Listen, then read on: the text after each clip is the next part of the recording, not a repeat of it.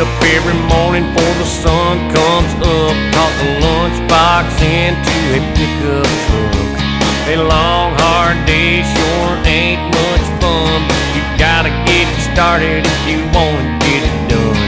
Set your mind and roll. Welcome to Uncle Pete's Truck Stop. You guys been coming here for a while? I've been here a couple of times. Yeah?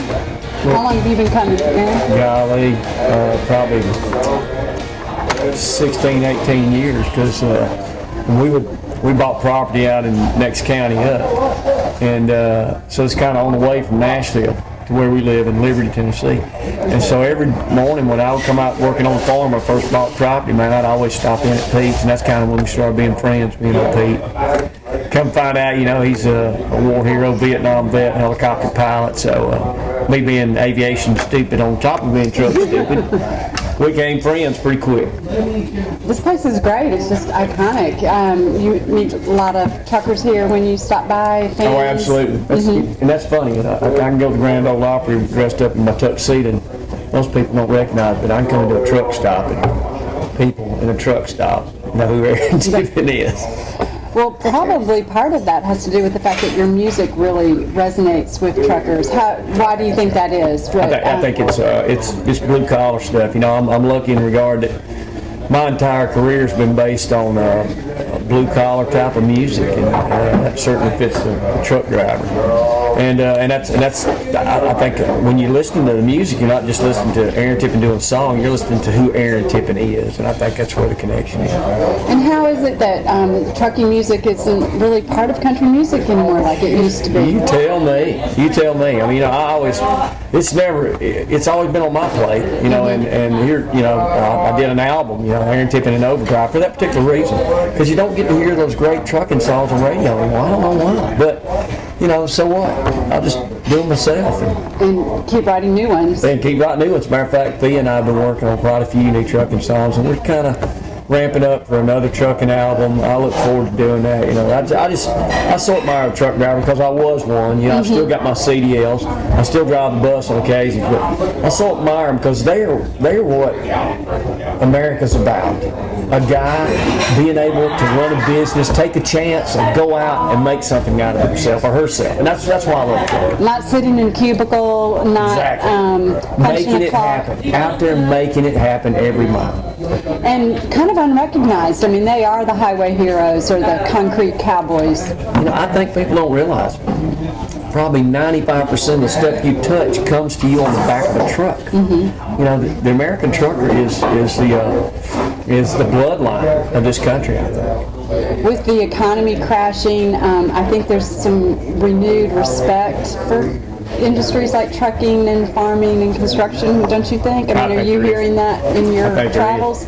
Yeah, I did. And it's funny you should say that, but that's what I think too. I think there's kind of a renewed, kind of a retro, cool revival, so to speak.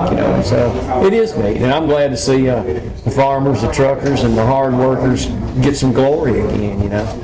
And I think they listen to your music and they listen to the words, and it really taps into a sense of pride, country as well. You do a lot with the troops. Oh, absolutely. I try to go every year to the battlefield and entertain them. Afghanistan, Iraq, out of the 10 years, I've been 8 Thanksgivings. Matter of fact, me and him have never spent a Thanksgiving together. Ever. But I bet you're proud when your dad's over there with the troops. What's it like when you get out there? I mean, do they just go crazy when you walk out on stage? Yes, they do. They're the most appreciative audience you'll ever have. And I'm really very lucky in regard that we don't just do the big bases. We do the forward operating bases, the combat bases, where it's you helicopter out to them 50 miles outside the wire. Wow. And so these are the special forces guys that get no entertainment, nothing. Sometimes their Thanksgiving dinner is an MRE. It's that far out. So I'm really blessed to have the opportunity to go see those guys they're out there knocking on doors, mixing it up with them, every night. So you're just sitting out there with your guitar and singing to them? I mean, that's how it is, right out. We're hanging pretty close to a bunker.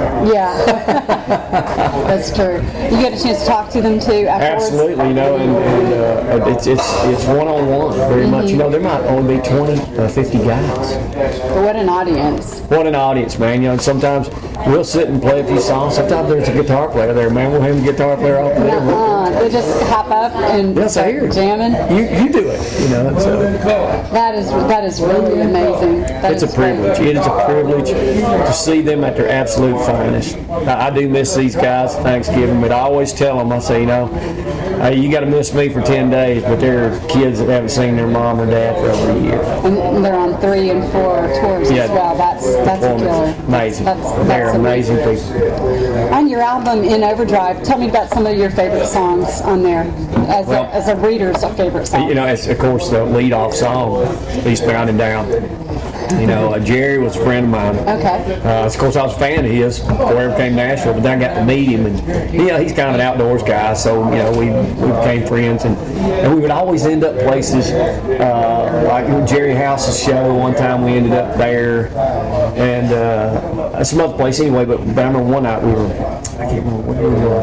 in an interview, and I don't think Jerry knew I was a truck driver. Just somebody called me and started talking about it, and then he started wearing me out about doing a trucking album. Oh, you're kidding. No, that's how all this came about. That's how it all got about. I did not know that. So I said, yeah. I said, well, you know, I'll do one. I said, but I tell you what, if I do one, I'm gonna do one of your songs.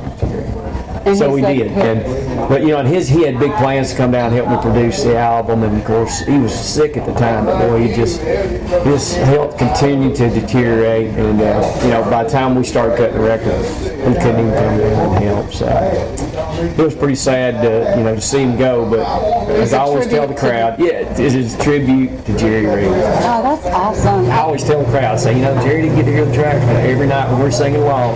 I think he hears it. I believe he does. I bet he does. Is that your favorite song? Which one? Oh, I love that one. That just sums it all up to me. I mean, you can poll truckers and you'll hear all different kinds of things, but to me that's the quintessential one. And it really was a song that made America go, oh, truck drivers. Oh, those guys. You know, and I think that movie gave a good clip of a truck driver's life and what's it like, you know. And exactly. I thought it was really cool. They did a great job. I think that's great. So when you get out and you sing to truckers, is that what they ask for? I mean, is that? Oh yeah, they love that one. You know, I'm really thankful. You know, I wrote a song on this one. Most I did just the old hits. I wanted to sing along stuff for everybody. But I wrote one called "Trucker's Driving Fool." And buddy, you know, I get a lot of requests for the guys that got this album in the cab. I get a lot of requests for that old song. Because that one gives me chills. Oh, thank you very much. I'm so proud of that song. That is a great song. So sometimes you drive the bus, right, just for fun or just to get out there? On the West Coast, you know, I have several guys on my bus with CDL, so we just swap out. We never have to stop except fuel. We can roll to the West Coast in 36 hours. Tell me about your bus. Yeah, you know, I'm a diehard old Eagle guy. I'm still driving a 1995 Eagle. Matter of fact, one of the last ones to come off the line. And I bought it from Reba McEntire. It was one of her buses. Sure did, man. Good. I That's got some good mojo. That old bus. We love that bus. And it's, man, I love, you know, I guess I could have traded them 100 times, but I'm going to ride the wheels off that thing just because it's so cool. Nobody else has Eagles anymore. So people just turn, I mean, you get a lot of time. They're like, look at that. What about truckers? Do they give you a little air horn? Oh, yeah. There you know, I got my CD right there at my little desk where I sit, you know, anyway, so if they talk to the driver, I'll say, hey, Aaron, he wants to talk to you. Hey. And you just get right on and just start talking to him? He's probably I had a trucker put on Facebook, asked me to ask you what your handle is. Little gray goat. Where'd that come from? It came from a pickup truck I had. I had a little Datsun, all-wheel drive, and that's what I call it, the gray goat. Oh, that's cute. Of course, him and his brother are the goats, semi-goats. Yeah, so we don't have a handle. Goat 1 and 2. You need to come up with one. Okay, we're going to work on that. We're going to work on a handle. You come up with a handle and you send me an email and we'll put it on Facebook.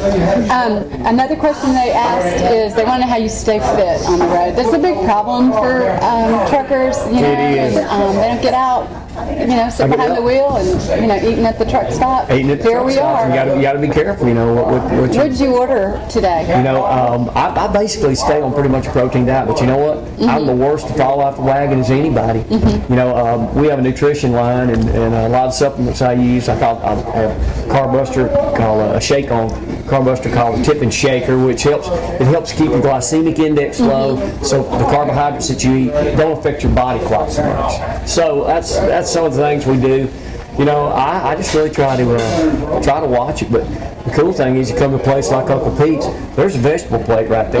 You know, if you want to, man, there's a veggie plate. You can leave off the mashed potatoes Leave and off just mashed get all potatoes, hit the green beans, hit the white beans, And that'd be of cool. course, it's fried Mixed veggies, that'd be good. Right there, mixed veggie casserole, but that's great. Fried apple, whoa! Oh Yeah, yeah. you can have a fried apple. Yeah, I can. Get a burger afterwards and leave the bread off. Did you, Right, is that yeah, what you that's said? like I'm having a hamburger steak, and Tom's gonna have a Cheeseburger. but he can have all the bread, you know. Yeah, because Right. But it's just trying to be conscious, you know, of what you're doing. And I know it's tough in a truck, hard. because in the truck you're just rolling along and going, wow, boy, those Cheetos would be great, you know. And just kind of gotta watch it. I watch myself, and hey, just because I am in shape doesn't mean I can't be 200 pounds, because I have been, you know. So I do understand, and I'll use every trick in the book, you know. And that's why the Tippin shaker.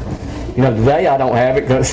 I know, I should have told you to bring it. But you know, I tried some on popcorn. It was really good. Isn't it great? Yeah, it was It's great. It was great. Well, it tastes great and helps you lose weight and control your weight. So it's What about some things like walking around truck stops? Have you Absolutely. I've seen that a lot, We've you seen know, more and more happening. and more and more. I think pilots about to hook up and start doing some equipment in there to give guys, gals a chance to get in shape.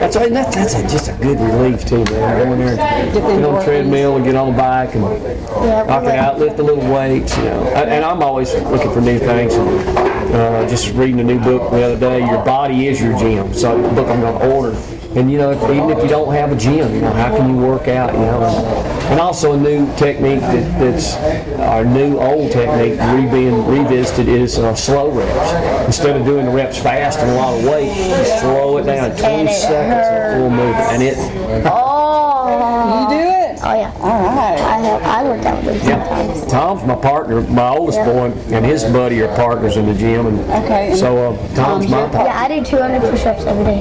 What's your favorite song that your dad sings? I don't want to live without your love. That's a good. Ladder, live a ladder. I love that. He said you have a really good voice too. He does. I think we've got a star coming up. Anything new for truckers? Any kind of new? I know you said you're working on a new album. You know, but I'm anything- really thinking about a new album and Okay. something new out there. I want to do new trucks. I love the old ones, and that's so cool. And in a live show, nothing's better than a good old trucking song that everybody knows and everybody gets to sing along to.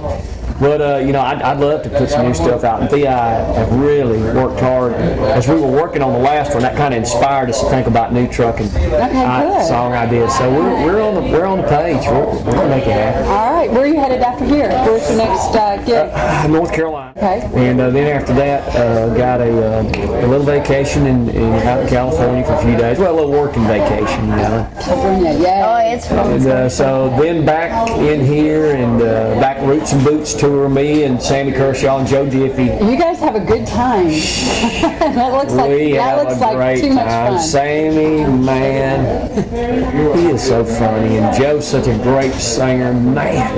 So you guys I feel cut blessed. up, you I just- feel blessed to be out there with those guys. Okay. We came along in the same flight, you know, years ago, and just cool that we're all still out here doing it.